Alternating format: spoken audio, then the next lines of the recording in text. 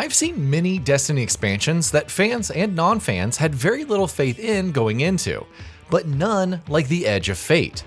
As soon as reports emerged about the final shape underperforming and layoffs occurred, it was obvious that Destiny 2 wouldn't have the same scale of expansions for a long time.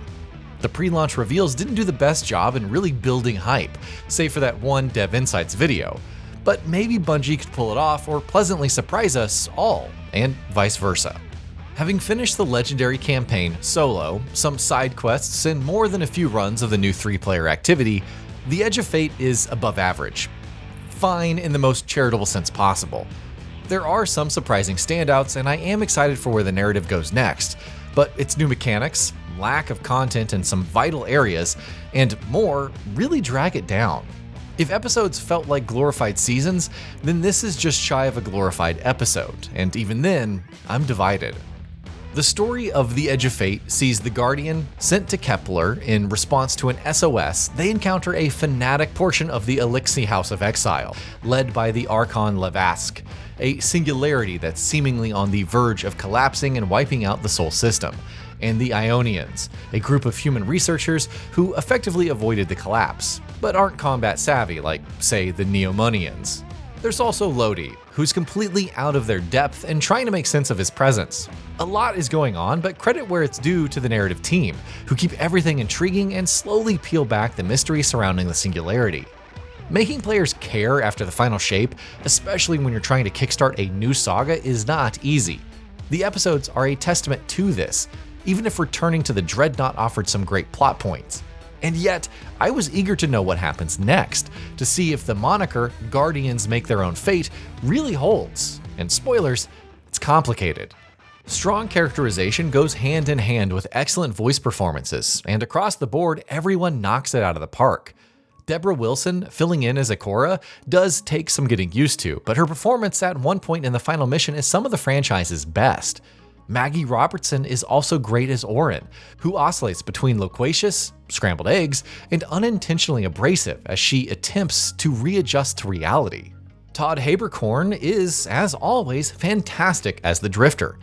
And yet, all of them pale in comparison to Brian Villalobos as Lodi.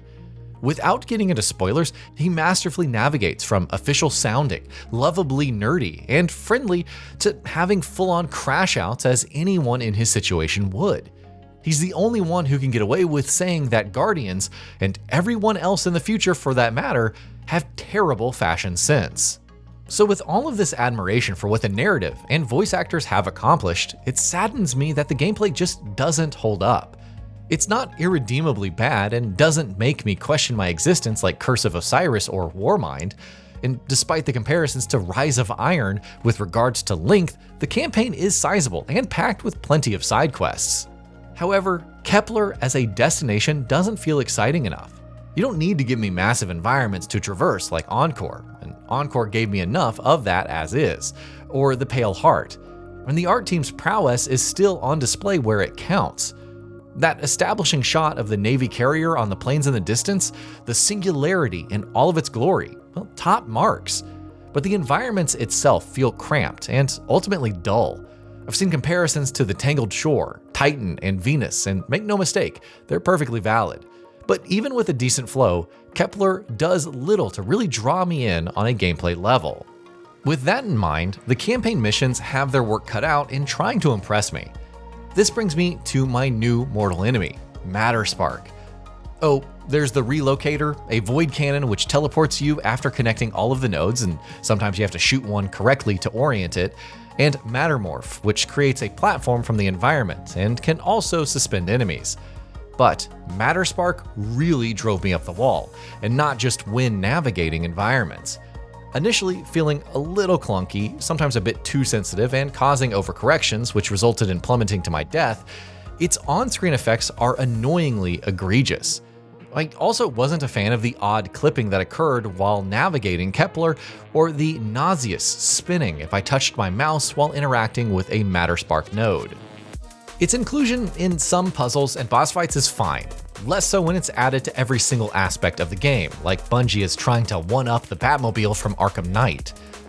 By the finale, where I have more matter spark shenanigans while the veritable end of the Soul system is at stake, I wanted Bungie to simply read the room and give me a regular boss fight. Without these gimmicks, the encounters on Legendary difficulty with the enemy density and Banes felt solid.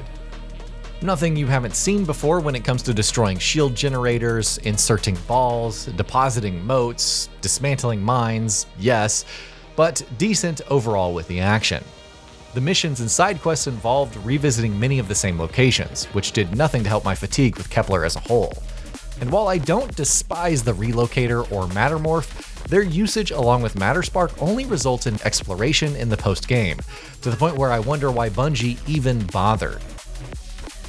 And that's the expansion more or less. No new strikes or Crucible maps, and though this is the season of reclamation, there isn't even a new 6-person seasonal activity. The exotics are also fairly minimal. 3 weapons, 4 counting the raid, and 3 armor pieces aren't quite enough. I quite like the 3rd iteration's gimmick, and Helion is decent for lower world tiers and difficulties, though far from remarkable. Build crafting has received an overhaul, which I'll discuss, but that's part of the free update. Intertwined as it may be with the Edge of Fate's launch, it isn't available exclusively to expansion owners. The Sieve is the new 3-player activity, and fortunately, it is enjoyable. Despite encompassing a small reuse section of Kepler, it offers some neat boss fights, decent objective variety, and strong usage of Matterspark. Best of all, it's repeatable, until the time runs out. Yes, it's time limited, and I'm unsure whether Bungie thought to replicate the Destiny 1 feel of public events or get on my nerves with the infrequency of its availability. It's 2025.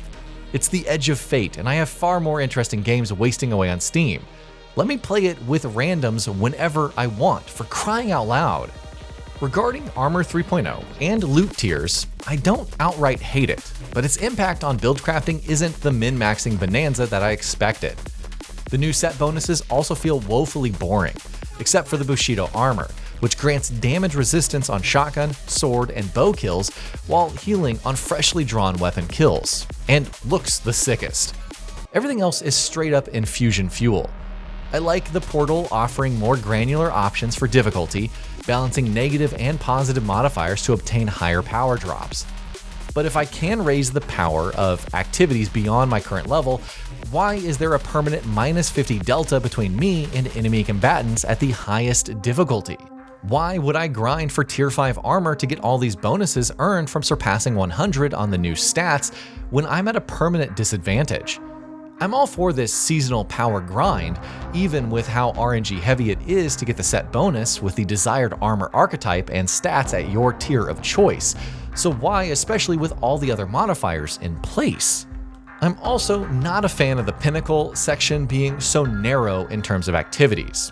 Also, why is much of the really exciting loot like the Rocket Pulse Rifle dependent on grinding out these old exotic missions instead of the legendary campaign? Where is the heavy crossbow, Bungie, the spread shot hand cannon, and precision bow frames? I didn't even know Ribbon Tail, a strand trace rifle, was a thing until I looked it up. Where is Ribbon Tail, Bungie? Now, on the brighter side, the raid, the Desert Perpetual, is good, which outside of Root of Nightmares seems a given for Bungie at this point. I enjoyed the non-linear nature and focus on bosses, even if it felt lacking in terms of other encounters or puzzles. Thankfully, there's no Matterspark nonsense, so I can't be too mad. Suffice it to say, though, that if you're not a fan of DPS checks, it will feel more like the Damage Perpetual. I can't outright recommend against the Edge of Fate, but unless you like the characters and lore, only the most hardcore of Destiny 2 players need apply. The amount of content, some presentation elements, performances, and raid may provide enough sustenance for some, but for others, it only just edges above average.